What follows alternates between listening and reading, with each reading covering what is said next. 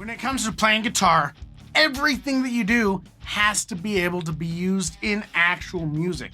When it comes to playing actual music, the number one most important thing for you is your timing. So if you've been doing strum patterns and you've had trouble with your timing and getting your chord changes to happen, I'm going to give you the number one thing today that most people skip that is really going to help your chord changes and fix your timing. Hey guys, Brad from simpleguitar.com here today. Now let's dive right in. Okay, so the most important thing when playing music is timing, period. Absolutely, that's it. Doesn't matter what scale you're playing, doesn't matter what chords you're playing, doesn't matter what, the only thing that really matters. You can play something really simple, and if your timing sucks, it's really gonna suck. You can play something really complicated and advanced, but if your timing sucks, it's really gonna suck. So timing is like the core of everything. So how do we get your timing down? Well, let's talk about that for a second, because all music has a beat. It has a pulse, and you must be able to feel that beat and to feel that pulse. And there's one simple way that you can start to feel the beat and to feel the pulse, and it's something that most people overlook. It's counting. That is it. Okay, now we're gonna do some counting, and I'm gonna show you an exercise that you can do that's going to really help build that feeling for the beat and for the pulse.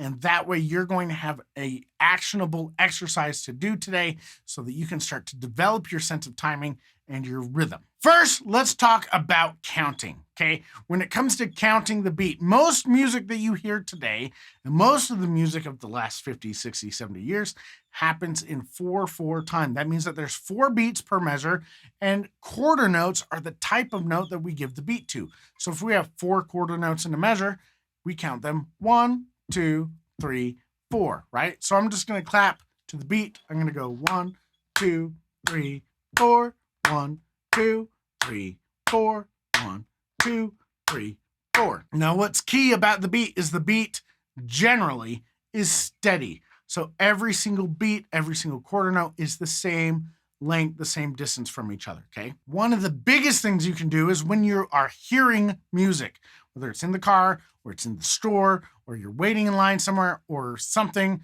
you can start to find the beat and try to tap the beat with your foot, okay? That's gonna be really important because you have to develop that feel. Now on top of that, here's the thing that most people skip when they're starting to play guitar. Most people, when they do strum patterns, they start out doing stuff like this.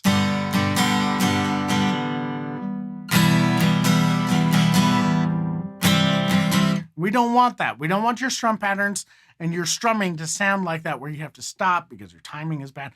What we have to do is we have to fix your timing so that you're getting your chord change to happen on beat 1. And you can only do that if you can feel the beat, okay? So you have to count 1, 2, 3, 4. If you can, tap your foot along and count 1, 2, 3, 4. Your willingness to feel a little awkward and a little strange doing this is going to determine your success with this.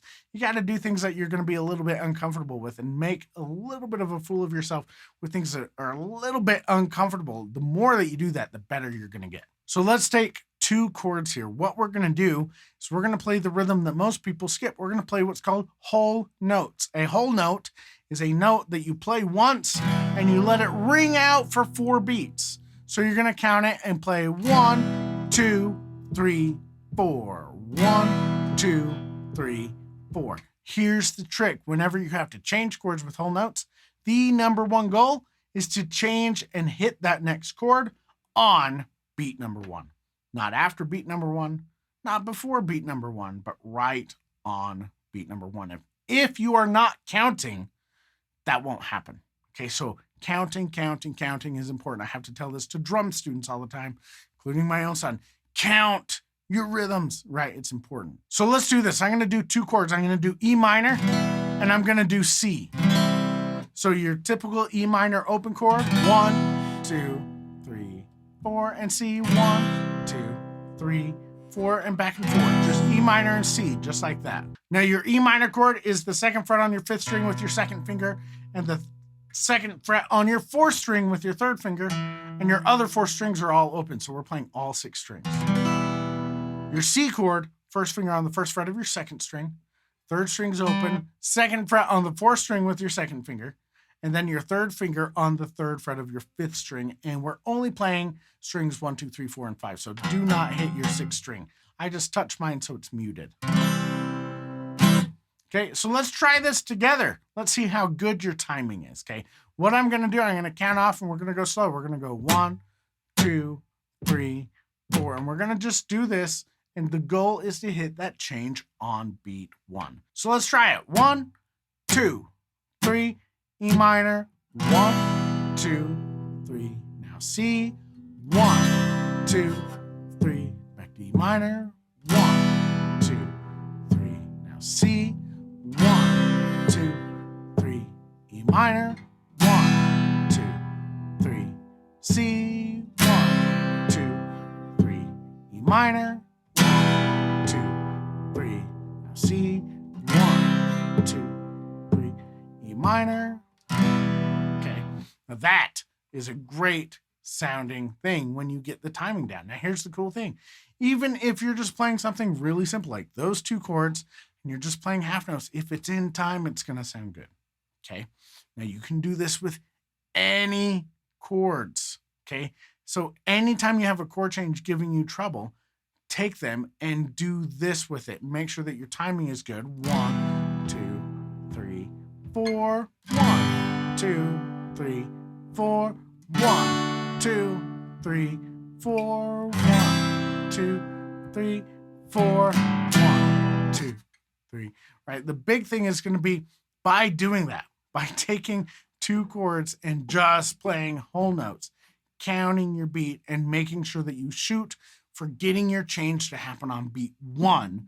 You're going to start to develop the feel for your timing and to start cleaning up your chord changes so that you don't have to stop and get your fingers ready and strum again and stop and get your fingers ready and strum again, right? We want to fix that. Your timing is the most important thing. So your homework for this is to go find some chords that you have been struggling with to change and to go do this. Count out whole notes, okay? Now, if you start getting really comfortable with it, let's do some half notes where you can take your chords and instead of strumming them and going 1, 2, 3, 4, that's a whole note. If we let it ring out for 2 beats like this, 1, 2, and then change, and on 3, we hit the next chord, 3, 4, those are half notes because each note takes up half the measure, so they get 2 beats, okay? That is a little bit faster. That's going to require a little bit more coordination, right? But that's the next step. You're going to go 1, 2, 3, 4, 1, 2, 3, 4, 1, 2, 3, 4, 1, 2, 3, 4, 1, 2, 3, 4, 1, 2, 3, 4, 1. So you can do that with any chords again, okay? And you don't have to do it quick. I did it pretty quick there, but you could be going 1, 2, 3, 4, 1, 2, 3, 4, right? Whatever you're doing, make sure that you're doing it, but focus on getting the timing to be smooth and to be perfect, okay? That's going to be the #1 biggest thing. It doesn't matter if you try to play something faster than you can, you're just gonna sound sloppy. We don't want you to sound sloppy. We want people to hear you and go, wow, they sound like a rock star, right? So go use this, go do your dang whole notes with your strumming before you jump into doing eighth notes and quarter notes and all the other crazy strum patterns. Make sure that your timing is good and that you can change your chords in time to develop that feel, your internal feel and sense of timing. That's really going to make you sound great. Now, if you found this helpful, then I have a gift for you at my website. It's called The Top 10 Things to Learn on Guitar First. And if you go to simpleguitar.com/top10, there you can pick up that guide for free. All you have to do is put in your email. I'll send it straight to you. But it's 10 things that I teach people all the time that's going to get you more bang for your buck, help you make more real music faster right off the bat, and help you be a better guitar player.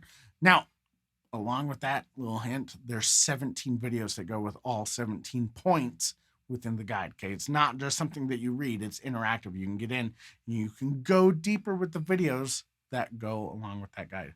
So go to simpleguitar.com/top10, get that guide, have fun with your strumming. And now if you want to learn the most important strum pattern, once you've got your timing down, you need to go check out this video, okay? And I will see you in the next video.